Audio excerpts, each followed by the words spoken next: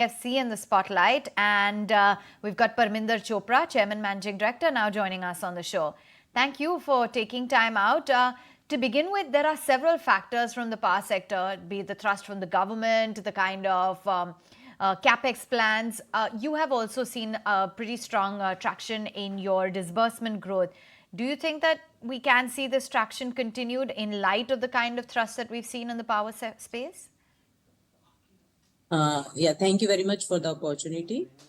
We have seen there is a lot of potential in the power sector for further investment. If you see the investment plan, so approximately more than 30 lakh crore investment is envisaged by 2030 in the power sector, both on the capex addition on the generation front, be it renewable or the fossil fuel, or on the distribution for upgradation of the distribution. So we find that we have been partnering power sector, and we are enjoying more than 20-25% share in the overall funding of the power sector. And we hope that we are going to continue with that type of participation in the overall growth of the power sector. Okay. Good to know. And what about the outlook in terms of where you see your loan asset book by the end of this fiscal? What is the kind of growth that you're envisaging in the long term? If you see the previous year number, we have grown our loan book on 12% basis on standalone for PFC. And for this quarter, our loan growth has been in the range of around 19%. On a group loan book, we have already crossed a 9 lakh crore mark, and by the year end, taking guidance from this growth number, we are expecting that we are going to cross the landmark number of 10 lakh crore by the end of this financial year. Okay. What about the foray into non-power segments? How has that panned out for you, and how is your loan mix then evolving? And how much of this loan book would you say would be towards government and private lending, if you could just break it up for us? See, infrastructure sector lending has given us an additional opportunity in addition to the power sector to further grow the scope of and the loan book of PFC. So till now, there has been a very little sanctions and disbursements. We are taking very small steps going ahead in a cautious way for investment in the infrastructure sector, because we have been specializing in the power sector, and it's a new sector for us. So primarily till now, if you see, our major sanctions are towards the infrastructure projects which have been in the pipeline under the infrastructure investment pipeline. So we have been funding primarily for the government sector.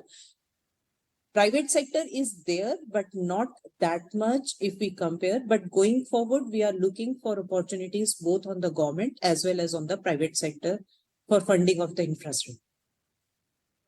But Ms. Chopra, a rise in the cost of funds was also offset by yields, which I guess led to stable margins for you in the quarter gone by. What's a sustainable level for your NIMs, you think? We have always been talking of maintaining the spread of around 2.5%.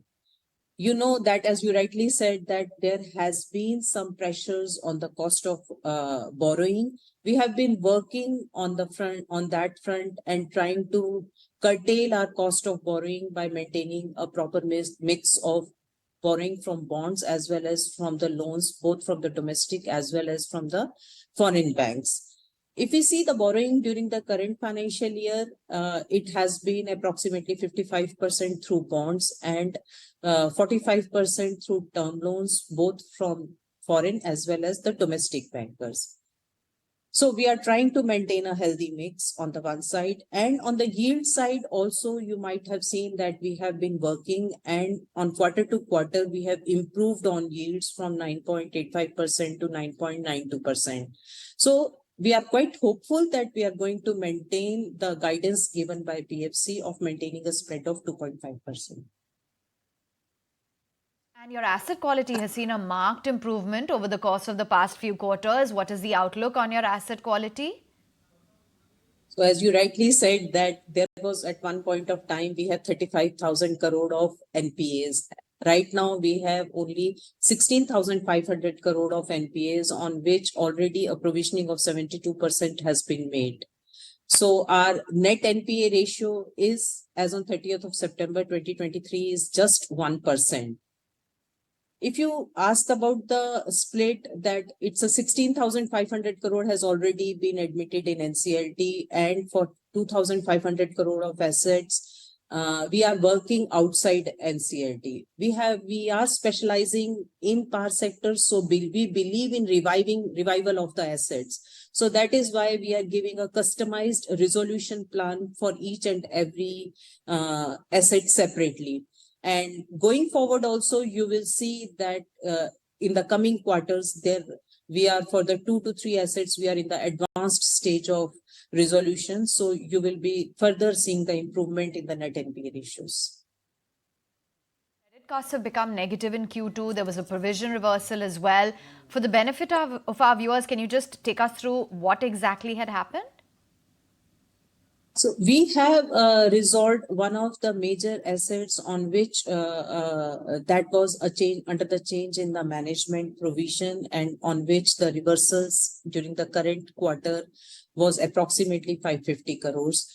And on the other hand, we have, on precaution basis, we have created additional buffering in our provisioning on under the management overlay, which has led to our, as you rightly said, it was a negative credit cost for the current quarter. And going forward also, the way we have already made the provisioning, we are expecting that our credit cost is going to be in future also very, very low going forward.